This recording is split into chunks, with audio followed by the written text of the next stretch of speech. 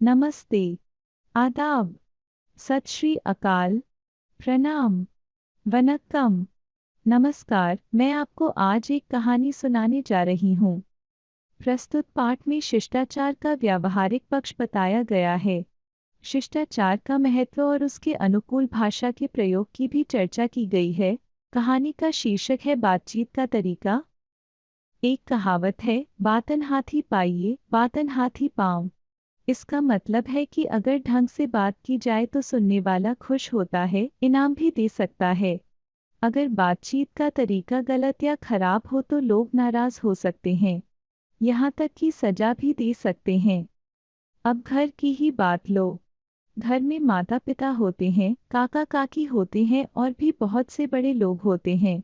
वे सब तुम्हारी देखभाल करते हैं, इस बात का प्रयत्न करते हैं कि तुम अच्छे बनो, अपने पैरों पर खड़े हो सको और समाज में सम्मान पा सको। जब वे तुम्हारे लिए इतना सब कुछ करते हैं तो तुम्हारा भी यह कर्तव्य हो जाता है कि उनसे नम्रता से, शिष्टता से बात करो। यदि वे प्रसन्न होते हैं तो तुम्हारे लिए उनके मन में और अधिक स्नेह जागता है।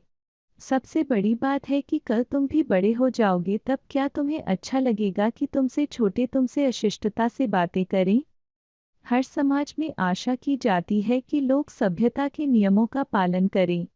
सभ्यता में चाल चलन और बातचीत ये दो मुख्य बातें हैं। इनके आधार पर ही तय किया जाता है कि कौन सभ्य है और कौन असभ्य। अब बताओ कौन असभ्य कहलाना चाहेगा? हर समाज में बातचीत अलग अलग ढंग से होती है, किंतु सभी चाहते हैं कि बड़ों के प्रति आदर का भाव रहे। बातचीत इस तरह से हो कि सुनने वाले को कष्ट न पहुंचे, उसका मन दुखी न हो। बातचीत के अच्छे तरीकों में पहली महत्वपूर्ण बात है विनम्रता। मान लो किसी बड़े व्यक्ति ने तुम्हें बुलाया। अगर बातचीत का तरीका तुम्हें आता है तो तुम कहोगे, जी आया डंडा, नहीं तो कहोगे, हाँ आता हूँ डंडा। पहले उत्तर से बुजुर्ग खुश होने, दूसरे उत्तर से वे नाराज भले न हो पर खुश नहीं होंगे। बातचीत में विनम्रता झलकनी चाहिए। बातचीत करते समय अपनी ही बात नहीं हाँकनी चाहिए। सामने वाले की बात को भी पूरे ध्यान और धीरज से सुनना चाहिए। बातचीत के दौरान हो सकता है कि वे ऐसी बात कह दें जिससे तुम सहमत न हो सको। ऐसी हालत में पहले उन्हें अपनी पूरी बात कहने का मौका देना चाहिए। बीच में ही बार बार टोकना अच्छा नहीं माना जाता। अगर टोकना जरूरी हो तो कहना चाहिए, माफ कीजिए मैं आपसे सहमत नहीं हूँ, या माफ कीजिए आपकी बात स्पष्ट नहीं है। तुमने देखा होगा कि कभी कभी जब कई लोग किसी विषय पर बातचीत करते हैं तो कुछ लोग एक साथ उठकर प्रश्न करने लगते हैं। नतीजा यह होता है कि किसी की बात किसी को सुनाई नहीं पड़ती और केवल हो हल्ला होने लगता है। अगर ऐसा मौका आए तो तुम अपनी बारी आने पर ही प्रश्न पूछो।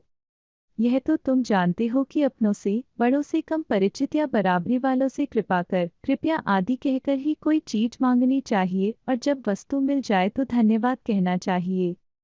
तुमने एक बात देखी होगी कि पास पास बैठकर बातचीत करते हुए भी कुछ लोग बहुत जोर जोर से बोलते हैं। कभी कभी यह भी देखा होगा कि प्रश्न पूछने वाला तो धीरे से प्रश्न पूछता है, लेकिन उत्तर देने वाला जोर जोर से बोलकर उत्तर देता है। ऐसा करना अच्छा नहीं माना जाता। सामने वाला कोई बहरा तो है नहीं। जोर से बोलने पर आसपास लोगों को परेशानी हो सकती है। आवाज ऐसी होनी चाहिए कि सामने वाला आसानी से सुन सके। अच्छी बातचीत के लिए अच्छी भाषा भी होनी चाहिए। अच्छी भाषा के लिए जरूरी है अच्छी पुस्तकें पढ़ना। जब कोई बातचीत में किसी अच्छे शब्द का प्रयोग करे तो उसे ध्यान से सुनो। धीरे धीरे अपनी बातचीत में उन शब्दों के प्रयोग की कोशिश करो। सबसे बड़ी बात है कि बातचीत बहुत सहज और स्वाभाविक लगनी चाहिए। इसलिए जरूरी है कि विनम्रता और शिष्टाचार तुम्हारे जीवन का एक हिस्सा बन जाए। बातचीत में दिखावा या बनावटीपन न झलके। यह कहानी यही समाप्त होती है। अगर आपको मेरी कहानी का प्रवाह पसंद आ रहा है तो मेरे चैनल को सब्सक्राइब करें, वीडियो को लाइक करें और साझा करें। धन्यवाद।